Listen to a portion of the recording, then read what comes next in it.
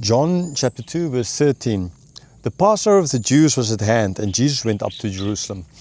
Now the Gospel of John differs as well from the other Gospels in the sense that there's a lot more mention of things that happened in Jerusalem. In the other Gospels it's like Jesus up in the north, then he starts moving south, and ultimately there's rejection in Jerusalem. It's not so much like that in the Gospel of John at all. He's going to the feasts. It's in other books, it's not, the Gospel's not really mentioned. In the Gospel of John is mentioned. So John helps us a lot in understanding how often Jesus went actually to Jerusalem. Without this information, we would have not have known. Okay, we ought to, right? We ought to have been able to deduce that he would be, because that was expected of Jewish men to go to Jerusalem. So we ought to have. So the Gospel of John just inform us that he did actually go, right? So he went for the Passover. That as well is for me further proof that he's actually writing to people living in Jerusalem, because he's mentioning Jerusalem so much. And unlike the others, he's not mentioning the whole time the negativity of Jerusalem.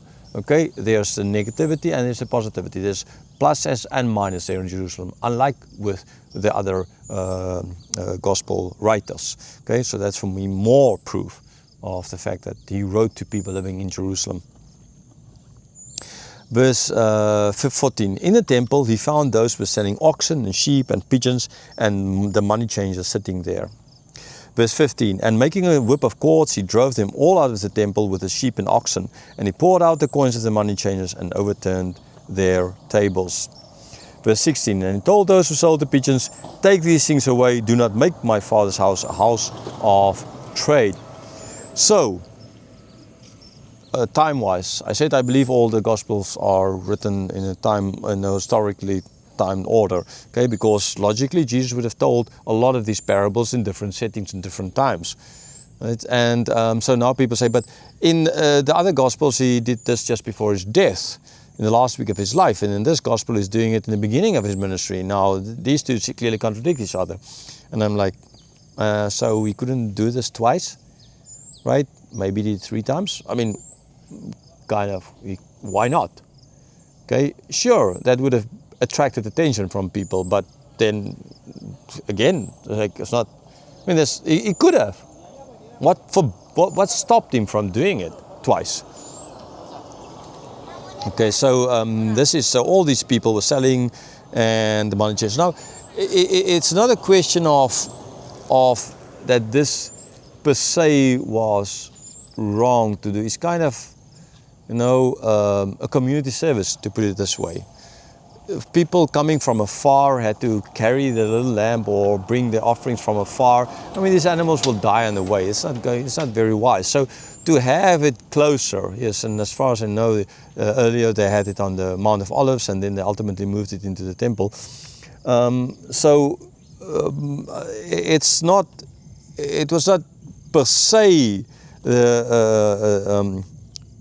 a bad thing, but what they did was ultimately they changed the place of where they were supposed to be worshiping God into a place where they were worshiping another God, where they were trading, and that is not what they're supposed to do.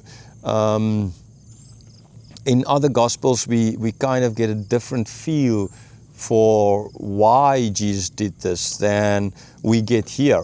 Okay, there it was more a question of clearly they changed the place of worship for the Gentiles into a place where they were trading. So there was no place for the Gentiles to worship God anymore. Okay, that was the reason giving there. And in this case, this is not the reason giving here. Here it's just, you turned my father's house into a house of trade. Right? So you turned the church, you turned the temple into a place where people, the focus of everything now is not the word anymore, but it's the money. And yeah, let's face it, how many churches, the focus today in church is money. Okay, in God we trust. Which God? The money God? Yeah, sure, that's more the God Americans, for example, trust in than anything else. So you overturned it, chased the people away, and say, take these things away. Verse 17, his disciples remembered that it was written, zeal for your house will consume me. So, yes, it's a fulfillment of Old Testament prophecy, and from, Psalm 69 verse 9. And so that this zeal for God's house will ultimately consume. This is how it's supposed to be for every, in the Psalms case, this is how it was for David, right? The zeal for God's house. Now, David was as well an antitype of ultimately of Jesus, okay? And so when you speak of zeal, David's zeal for God's house, and ultimately the full fulfillment of this is now the Messiah's zeal for God's house, for the temple, for that will consume him. Verse 18. So the Jews said to him, "What sign do you show us for doing these things?"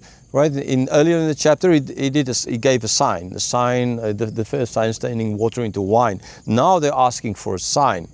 Okay, so say, give us a sign so that we can know. Jesus just up there in the north gave a sign. No, yeah, sure. Maybe this information, since that was his first, didn't travel down or reach them yet. So they want to know. They want to see a sign.